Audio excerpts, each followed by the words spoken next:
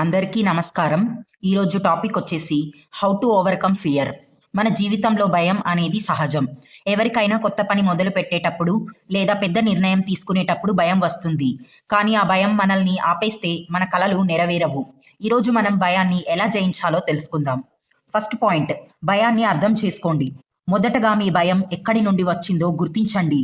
అది గత అనుభవం వలననా లేదా ఇతరులు ఏమంటారో అన్న ఆలోచన వలననా? భయానికి మూలం అర్థం చేసుకున్నాక దానిని ఎదుర్కోవడం సులభం అవుతుంది. సెకండ్ స్టెప్, స్మాల్ స్టెప్స్ తీసుకోండి. భయాన్ని ఒకేసారి తొలగించాలనే ప్రయత్నం వద్దు.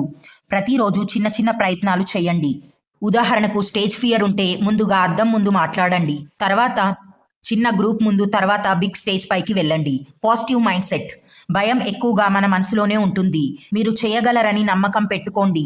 పాజిటివ్ ఆలోచనలు, ధ్యానం, ఇన్స్పిరేషన్ బుక్స్ చదవడం మీ మైండ్ సెట్ని మార్చి భయాన్ని తగ్గిస్తుంది. ఫెయిల్యూర్ని అంగీకరించండి. భయం ఎక్కువగా ఫెయిల్ అవుతాననే భయంతోనే వస్తుంది. కానీ ప్రతి ఫెయిల్యూర్ ఒక పాఠం. విజయం సాధించిన వాళ్ళంతా మొదట ఫెయిల్ అయ్యారనే విషయాన్ని గుర్తుంచుకోండి. ఫెయిల్యూర్ని భయపడకుండా దానిని నేర్చుకునే అవకాశంగా చూడండి. భయం మీ జీవితాన్ని నియంత్రించనివ్వకండి. దానిని ఎదుర్కోండి, దానిని జయించండి. మీరు తీసుకునే ప్రతి చిన్న స్టెప్ మీ భయాన్ని కరిగిస్తుంది. మరుసటిసారి భయం వచ్చిందంటే గుర్తుంచుకోండి, మీ కలలు, మీ లక్ష్యాలు భయం కన్నా పెద్దవి. మీకు ఈ వీడియో నచ్చితే లైక్ చేయండి, షేర్ చేయండి, సబ్స్క్రైబ్ చేసి సపోర్ట్ చేయండి. Thank you for watching.